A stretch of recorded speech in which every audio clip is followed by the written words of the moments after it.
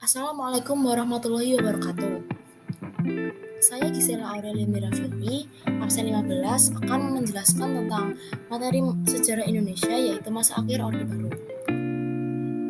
Topik yang akan saya bahas adalah yang pertama, proses berakhirnya Orde Baru, yang kedua, penyebab runtuhnya Orde Baru, yang ketiga, akibat runtuhnya Orde Baru, yang keempat, faktor yang mempengaruhi masa akhir Orde Baru, dan yang terakhir yaitu tuntutan dan agenda reformasi.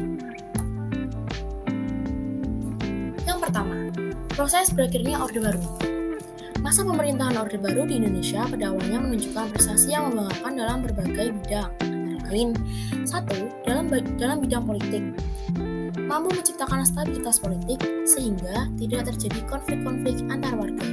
Yang kedua, dalam bidang ekonomi, mampu menciptakan tata ekonomi yang mapan sehingga kebutuhan rakyat dapat tercapai.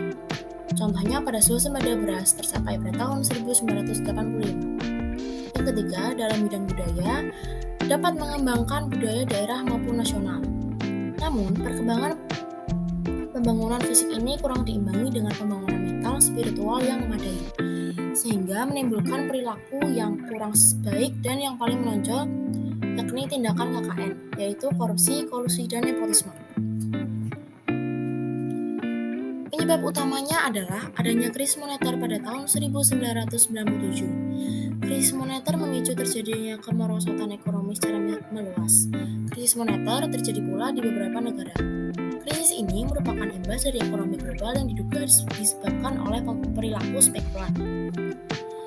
Krisis ini terjadi di beberapa negara, yaitu Korea Selatan, Filipina, Thailand, Malaysia, dan di negara kita sendiri yaitu Indonesia. Jika dibandingkan dengan negara-negara Asia tersebut, Indonesia sangat merasakan dampak paling buruk. Hal itu disebabkan fondasi perekonomian Indonesia yang sangat rapuh. Krisis moneter dan ekonomi merebak semakin luas dan menjadi krisis multidimensional. Krisis ini mengakibatkan kerawanan kondisi sosial dan kerentanan terhadap ancaman kerusuhan dan aksi kekerasan. Dalam krisis moneter muncul demonstrasi yang digerakkan oleh mahasiswa. Tuntutan utama kaum demonstran adalah perbaikan ekonomi dan reformasi total. Demonstrasi besar-besaran dilakukan di Jakarta pada tanggal 12 Mei 1998. Pada saat itu terjadi peristiwa kerusuhan Trisakti, yaitu meninggalnya 4 mahasiswa Universitas Trisakti akibat bentrok dengan aparat keamanan. Keempat mahasiswa yang gugur tersebut kemudian diberi nama pahlawan reformasi.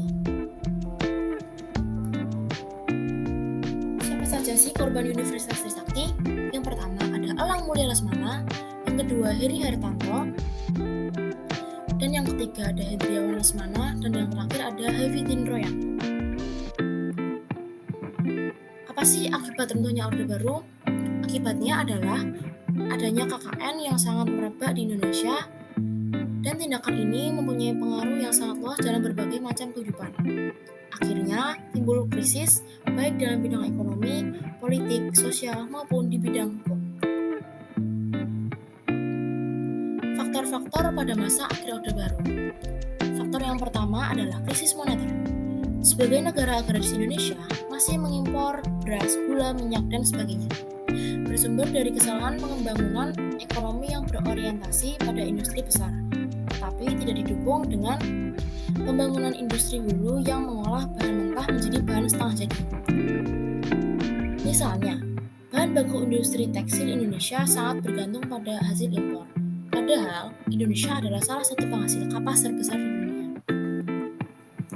Krisis moneter membawa dampak yang sangat besar terhadap krisis ekonomi.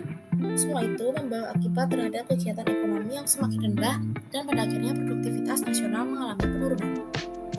Ketidakmampuan pemerintah dalam mengatasi krisis ekonomi bersumber dari beberapa kebijakan pemerintah di bidang ekonomi yang kurang tepat.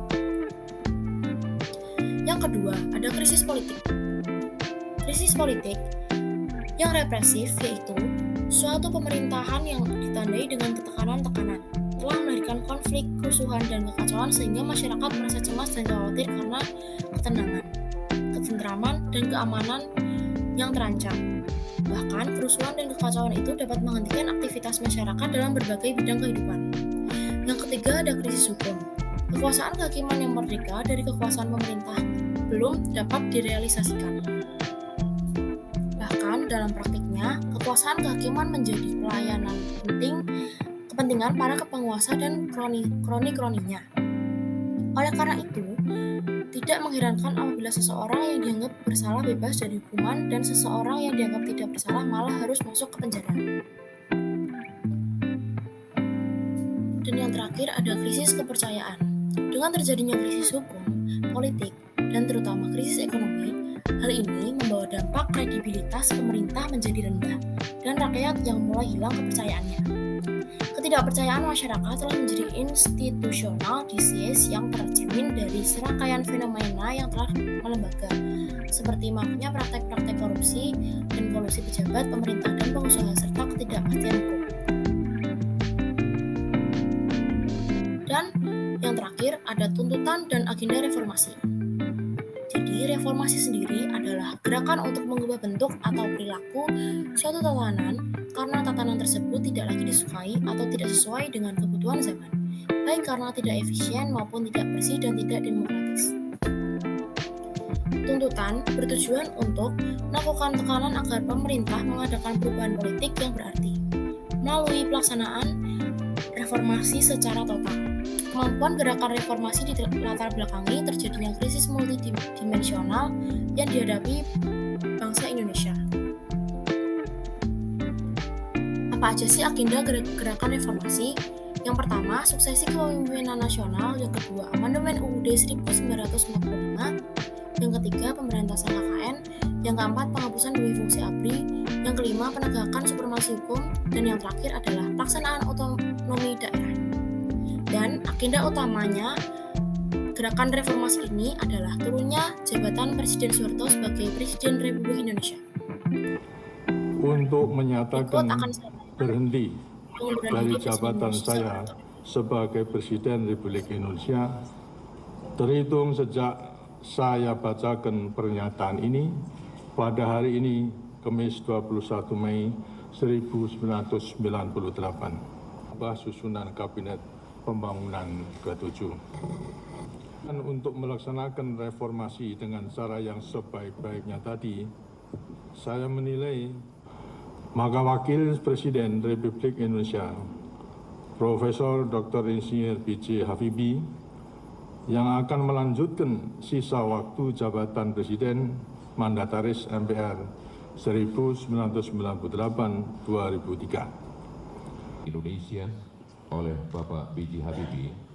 Sebelum memangku jabatan Presiden, saya akan melaksanakan kewajiban konstitusional saya, ialah mengucapkan sumpah sesuai dengan agama yang saya anut sebagai berikut.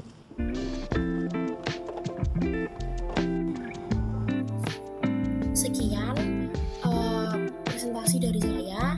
Bila ada salah kata mohon dimaafkan. Wassalamualaikum warahmatullahi wabarakatuh.